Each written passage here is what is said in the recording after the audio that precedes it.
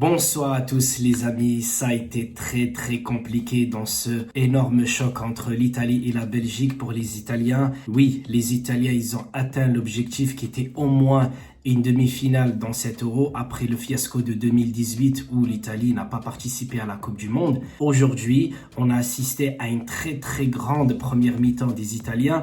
Par contre, en deuxième mi-temps, après la blessure de Spinazzola, l'équipe d'Italie a pas bien joué. Ça m'a fait penser à la vieille garde italienne où à chaque fois qu'il y a un contact avec un adversaire, les joueurs ils tombent par terre et puis voilà, vous connaissez la suite les amis.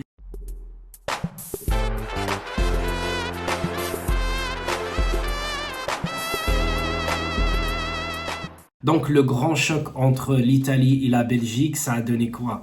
Ça a donné que l'Italie a énormément dominé dans cette première mi-temps. Quand je dis énormément, j'exagère un peu, mais l'Italie a nettement dominé la première mi-temps face à la Belgique avec son milieu de terrain, avec la défense, parce que Lukaku, même s'il a eu des occasions, parce qu'il faut aussi comprendre que même si la défense défend super bien face à un grand attaquant, si la défense le laisse une fois, par exemple, tirer au but et qu'il marque, on ne peut pas dire que ça a été une grande défense. Donc ce soir, pour moi, même si Lukaku a eu des occasions, même celle où Spinazzola l'a arrêté, une autre où elle passe au-dessus de sa tête, mais d'un cheveu, heureusement qu'il n'a pas sa coupe d'avant.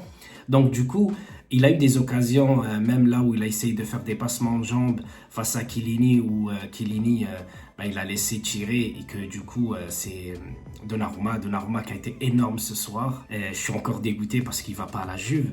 Et j'espère que les dirigeants de la Juve se mordront les doigts. Non seulement c'est un Italien et de deux, il est jeune. Tu vois, s'il reste en Italie, ça serait super. Mais comme il part à l'étranger, c'est dommage pour nous. Et tout à l'heure, la chose qui m'a fait énormément plaisir, c'est que hormis Verratti et Jorginho qui ont été extraordinaires aujourd'hui, tout le reste de l'équipe joue en Italie. Et c'est ça la force de la nationale italienne. C'est qu'elle a toujours eu de grands joueurs italiens, mais qui jouent en Italie. Quand on regarde la défense, Bonucci, Chiellini, qui ont été extraordinaires aussi ce soir, c'est des joueurs de la Juve. Donnarumma, c'est un joueur de Milan. Spinazzola, il joue à la Roma. Tu regardes par exemple le milieu de terrain avec Barella, qui joue à l'Inter. Locatelli, qui sera peut-être, et j'espère de tout cœur, qui sera transféré à la Juve. Et après, tous les attaquants jouent en Italie. Donc c'est ça qui m'a fait énormément plaisir. C'est que non seulement tu as la nationale qui marche super bien maintenant, et tous les joueurs qui sont là, ils viennent d'Italie. Donc je suis désolé de faire cette parenthèse les amis. Après, si on revient sur le match, l'Italie qui a été très bonne en première mi-temps, en deuxième mi-temps qu'elle a aussi été bien jusqu'à la 70e minute où il y a eu énormément de changements entre les deux équipes, où je n'ai pratiquement pas compris ce qu'a voulu faire Martinez avec la rentrée de Chedli. Chedli malheureusement qui sort 2 minutes après. Après on arrive à la 78e minute où Spinazzola a essayé de faire une course pour dépasser Thorgan Hazard et c'est là où il se fait mal. Donc j'étais dégoûté pour l'Italie et c'est là où j'ai décroché, j'arrivais plus à suivre le match. Parce qu'il y a eu énormément de changements, comme je disais, et de deux. Enfin, j'étais dégoûté parce qu'il était déçu, il pleurait. Après, tu as eu les sifflets des Belges dans les tribunes. Ensuite, ça a commencé à jouer tu me touches, je tombe par terre, tu vois, que ce soit les Italiens ou bien les Belges. Donc, c'est là où voilà, le match a complètement déraillé. Mais en gros, l'Italie, je suis très fier de supporter cette équipe-là et depuis toujours. Elle est en demi-finale, donc ceux qui disaient que l'Italie elle allait juste passer les poules et après elle allait perdre, donc du coup là elle fait tomber un gros qui est la Belgique, le numéro 1 au classement FIFA. Malheureusement les Belges, je ne comprends pas ce que Martinez a essayé de faire avec cette équipe. Certes, il a une défense vieillissante, mais il n'y a pas que ça. Le milieu de terrain, les attaquants, pourquoi ils ne jouent pas au ballon? Parce que peut-être il a essayé de copier la France en jouant un jeu très défensif pour que derrière, il essaye de marquer un but avec en contre-attaque, comme ça a été le cas avec des occasions qui se sont créées. Il y a eu énormément d'occasions où Kevin De Bruyne est parti en contre à plusieurs reprises.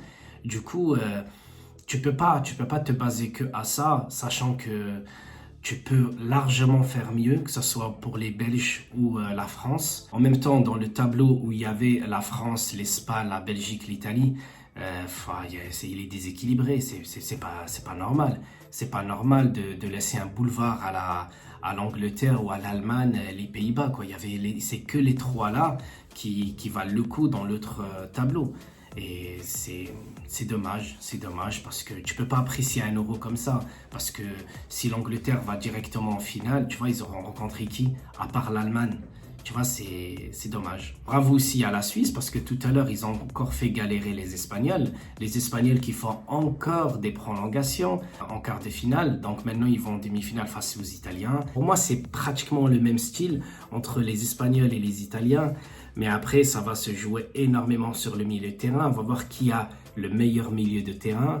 Celui qui peut s'arracher à la récupération. Celui qui va se créer des occasions. Mais comme Spinazzola ne jouera sans doute plus de la saison, enfin de cette fin d'Euro.